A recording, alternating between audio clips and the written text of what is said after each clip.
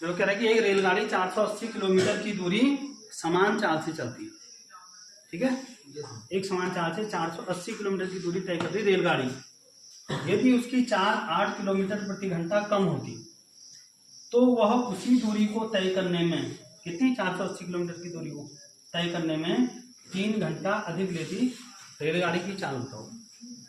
तो माना रेलगाड़ी की चाल, माना रेलगाड़ी की चाल बराबर x किलोमीटर प्रति घंटा प्रति किलोमीटर पर आवर, एच भी ये इसका मात्रक होता है चाल का। किलोमीटर प्रति घंटा क्या है? मात्रक। उसमें नापेंगे हम कि 1 किलोमीटर में 1 घंटे में गाड़ी कितने किलोमीटर गई करके। तो माना रेलगाड़ी की चाल जो है 100 किलोमीटर प्रति घंटा। अब तो रेलगाड़ी कितने किलोमीटर की दूरी तय करनी है? 480 किलोमीटर की दूरी तय करनी है। तो 480 किलोमीटर की दूरी तय करने में कितना टाइम लगेगा ये निकालना पड़ेगा। हरी बात समझ में? तो हम लिखेंगे क्या? 480 किलोमीटर की दूरी तय करने में लगा समय। क्या निकालते हैं ऐसे सवालों में? समय निकालते हैं बच्चों। हमेशा क्या निकालोगे? रेलगाड़ी वाले सवालों में, गाड़ी वाले सवालों में हमेशा समय निकालते हैं। तो 480 किलोमीटर की दूरी तय करने में लगा समय। अब तुमको पता है चाल बराबर क्या होता है? दूरी बट्टे समय। चाल बराबर क्या होता है? दूरी बट्टे समय। तुमने क्या निकालना है? समय। तो समय यहाँ आ जाएगा, चाल यहाँ आ जाएगी। तो समय बराबर क्या हो जाएगा? दूरी बट्टे चाल। आसान है ना? चाल बराबर दूरी बट्टे समय। तुमको समय निकालना है तो समय यहाँ आ गया, चाल यहाँ आड़ा गुणा हो गया। तो समय बराबर क्या होगा? दूरी बट्टे चाल। तो यही सूत्र लिखेंगे, समय बराबर दूरी बट्टे चाल। अब दूरी कितनी है? ये 480 किलोमीटर जाने हैं, उसमें जाना है बट्टे, और चाल क्या है उसकी? x किलोमीटर प्रति घंटा। चाल क्या है? तो यानी 480 किलोमीटर की दूरी तय करने में उसको 480 बट्टे x टाइम लगा। कितना समय लगा? ठीक।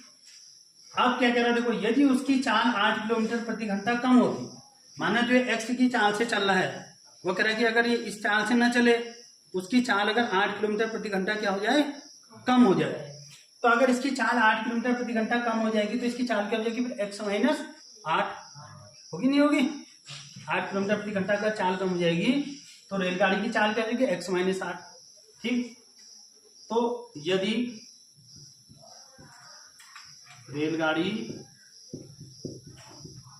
की चाल 8 किलोमीटर प्रति घंटा, घंटे का आवर लिखते हैं, 8 किलोमीटर प्रति घंटा कम हो तो 480 किलोमीटर की दूरी तय करने में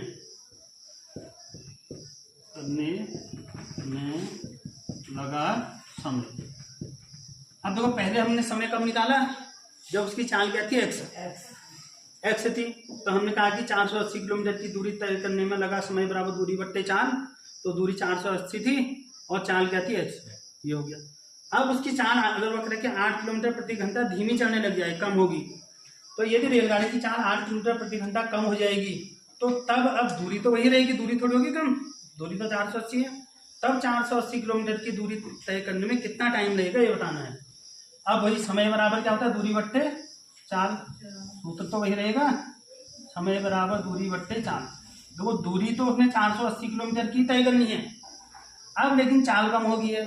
चाल कितनी होगी अब? x minus 8। हुई नहीं हुई? ये यदि रेलगाड़ी की चाल 8 किलोमीटर प्रति घंटा कम हो तब 480 किलोमीटर की दूरी को तय करने में लगा समय। अब चाल पहले x थी तो अब क्या होगी? x minus 8। अब इससे समीकरण बनाएंगे बच्चों। अब देखो आगे को पढ़ो। यदि उसकी चाल 8 किलोमीटर प्रति घंटा कम होती तो वह उसी दूरी को तय करने में 3 घंटा अधिक टाइम लेगी। अगर चाल कम हो जाएगी, तुम धीरे चलने लगोगे तो देर में पहुंचोगे ना बच्चों, और जल्दी चलोगे तो जल्दी पहुंचोगे। तो अगर इसकी चाल 8 किलोमीटर प्रति घंटा कम हो जाएगी तो ये इसी दूरी को, किस दूरी को? 480 किलोमीटर की दूरी को तय करने में 3 घंटा कम टाइम ले रहे हैं, और ये 3 घंटा पहले पहुंच जा रहा है।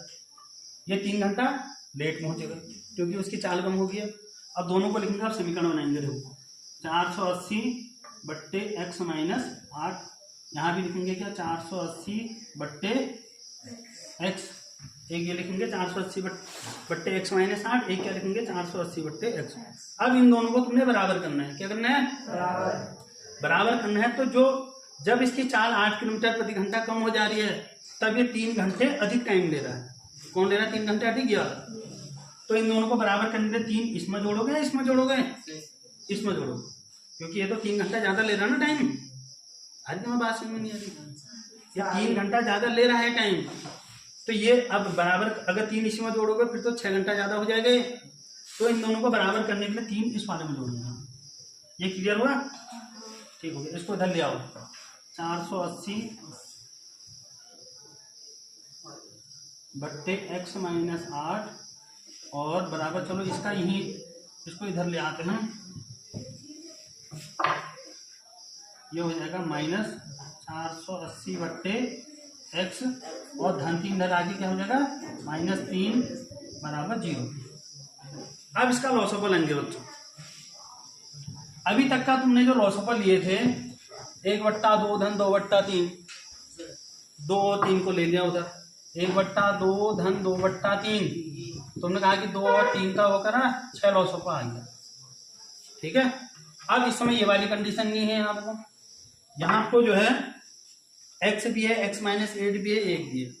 अब तुम्हें लॉसअपल की परिभाषा पता होनी चाहिए कि लॉसअपल की परिभाषा क्या है। तो लॉसअपल की परिभाषा ये है कि वह छोटी से छोटी संख्या जिसमें सभी हरों का भाग चले जाए उसको लॉसअपल कहते हैं। वह छोटी से छोटी संख्या जिसमें यह हर है ना नीचे वाला, सभी हरों का क्या चले जाए, भाग चले जाए, तो उसको हम क्या कहते हैं? लॉसअपल कहते हैं हम उसको। तो इसका लॉसअपल ले लेंगे आप। और लॉसअपल लेंगे तो क्या आएगा? x minus 8, x into x minus 8। देखो x का भाग भी जाएगा, x माइनस 8 का भी जाएगा, 1 का तो सब में चले जाता है। अब देखो x माइनस 8 से x माइनस 8 कट गया, क्या बचा यहाँ x। तो x से इसको गुणा करेंगे तो क्या हो जाएगा 480 x हो जाएगा। फिर माइनस का चिन्ह है तो ऐसे रहेगा। उसका x से ये x कट गया, क्या बचा x माइनस 8। x माइनस 8 से 480 को गुणा करेंगे, 480 x माइनस 8 और ये -3 माइनस है यहाँ पर। इस 3 को उधर ही रखो तुम। अभी इस 3 को बराबर के बाद ही रखते हैं, +3 रहेगा, ऐसे रहेगा। बराबर क्या है ये 3, ये बराबर आगे से नहीं रहेगा। अब 480 ऐसे रहेगा ये x माइनस वो 480 से इस x को गुणा करेंगे तो क्या आएगा 480 x माइनस 480 और 8 को गुणा करेंगे, 8 शून्य 0, 8 अट्ठा 64 की 4 फिर 6, 8 सबको 32, 32 और 6 38 बट्टे x से इसको गुणा करो, x इंटू एक्स स्क्वायर और ये क्या होगा -8x हो जाएगा। x स्क्वायर -8x बराबर 3। देखो प्लस में है, ये माइनस में, ये कट गया। ठीक, ये प्लस में था, ये माइनस में कट गया। अब 3 से इसको गुणा कर देंगे, 3 से इसके नीचे कुछ नहीं तो 1 है ना, 3 से इसको गुणा करेंगे क्या होगा देखो एक्स स्क्वायर -3 से गुणा करेंगे इसको हम, 3 और x स्क्वायर को गुणा करेंगे क्या होगा 3x स्क्वायर -3 और 8 को गुणा करेंगे 8 3 24 x बराबर, और ये 38 40 और इसको गुणा करेंगे तो इतना ही आएगा तुम्हारा 38 40। अब देखो 3x स्क्वायर -24x, ये प्लस में इधर आके माइनस हो गया 38 40 बराबर 0। कट रहा है 3 से 8 4 12 12 3 15, 3 का भागा समझ आता है। इसको थोड़ा छोटा कर लेते हैं। 3 से भाग देने पर, 3 से भाग देने पर, 3 से भाग देने तो 3 से 3 कट गया, क्या बचा एक्स स्क्वायर -3 अट्ठा 24 8x -3 से इसको काट दिया, 3 कम 3 3 दूना 6 8 में 6 गया 2 2 और 4 24 और 8 3 24 0 1280 बराबर 0। अब देखो 1280 के ऐसे फैक्टर करने से 8 आएगा। ठीक, तो 1280 के फैक्टर करते हैं यहाँ पर हम। 2 से जाएगा 2 चक्का बाहर, 2 चक्को 8 0, फिर 2 से जाएगा 2 3 6 2 दूना 4 और 0, फिर 2 से जाएगा, 2 से जाएगा, 2 एकम 2, 2 छक्का बार 0, 2 से जाएगा, 2 अट्ठे 16, फिर 2 से जाएगा 40, इतने में हो जाएगा। देखो 2 दूना 4 दूना 8 दूना 16 दूनी 32, 40 में से 32 घटाएंगे तो कितना आएगा 8। हरी बात समझो, 40 में से 32 घटाओगे कितना आएगा 8। तो 40 माइनस 32 इसके क्या हो गए, फैक्टर हो गए।